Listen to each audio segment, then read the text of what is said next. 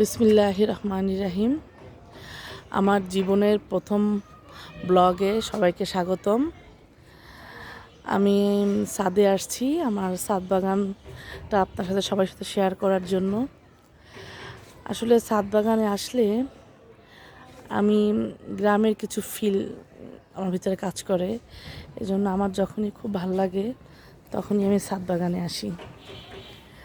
তো যেহেতু ছাদ বাগানটা আমার খুব ভালো লাগার জায়গা, এই জন্য আপনাদের সকলের সাথে একটু শেয়ার করার জন্য আসলাম, ভিডিও করলাম।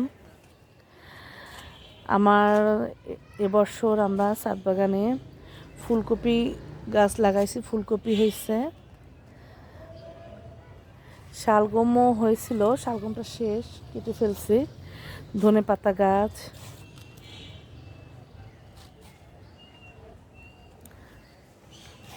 অনেক ধনেপাতা হয়েছে।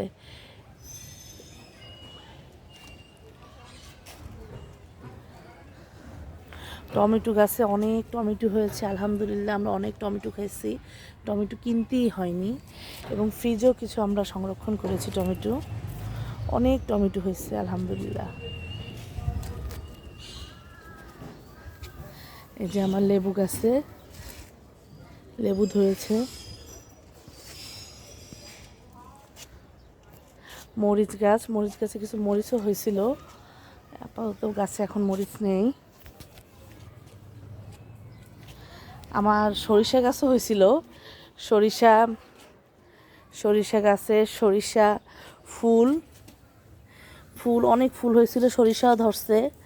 আমি তো অবাক, আমার সরিষা গাছ দেখে তো আমি পুরাই অবাক। আসলে কি ধনেপাতা যে ধনিয়াটা ছিল ওইগুলো যে আমরা ফালাইছি এখানে, তার মধ্যে কিছু সংখ্যক সরিষা ছিল, ওইখান থেকে মূলত সরিষা গাছের জন্ম হয়েছে। বেশ করলা ধরছে, আরও লাউ শাক গাছ ছিল, লাউ হয়েছে। তারপরে কুমড়া গাছ ছিল, জালি কুমড়া গাছ ছিল, এখন সেগুলো মারা গেছে। এখন করলা গাছটা নতুন করে গাছ লাগাইতে হবে আরও। এই যে আমরা বাসায় যে চা খাই, সেই চায়ের যে চাপাতি ডিমের খোসা, এগুলো সার হিসেবে রেখে দিই আমরা। রোদ্রে ভালো করে শুকাইয়া তার মাটির সাথে ডাস্ট করে মিশানো হয়, এতে নাকি গাছের আর কি উর্বর ক্ষমতা ভালো হয়। তারপরে আমরা পোকার জন্য বিভিন্ন সময় বিভিন্ন রকমের উপকরণ ব্যবহার করে থাকি, যেমন